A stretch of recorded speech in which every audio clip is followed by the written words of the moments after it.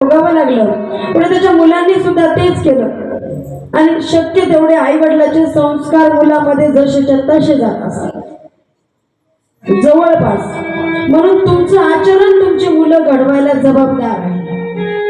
तुमचं आचरण जेवढं चांगलं तेवढे तुमची मुलं चांगली वागतात, कारण ते तुमच्याच मागे मागे चालत असतात. माझं खोटं नाही, वडील जर सिगारेट पित असेल तर मुलगा काडी घेऊन तोंडात दवरून बघतो. हे तुम्ही बघितलं लहान बाळ. याला जबाबदार आमची वागणं, आमचं आचरण आहे. म्हणून आपलं आचरण जर पांडुरंग परमात्म्याच्या चरणावर असेल, संतांच्या महंतांच्या वारकऱ्यांच्या साधू संतांच्या चरणावर असेल, तर नक्कीच आमचा सुद्धा उद्धार होईल.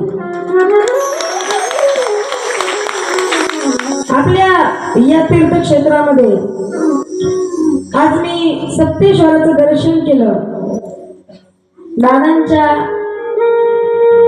आणि आपल्या सर्व ग्रामस्थांच्या योगातून, आपल्या स्नेहातून मला इथे येण्याचा योग लागला. आज एकादशी आणि सोमवार माझ्या शंभोचा वार, त्या दिवशी मला 7 महादेवांचं दर्शन झालं. यापेक्षा काय भाग्य असेल. भोवऱ्यामध्ये तीर्थेश्वर आहे. शेतामध्ये इकडच्या कडेला, आता तुमच्या गावाच्या दिशा मला चुकल्या तर चुकल्या, मला जशा कळल्या तशा शेतामध्ये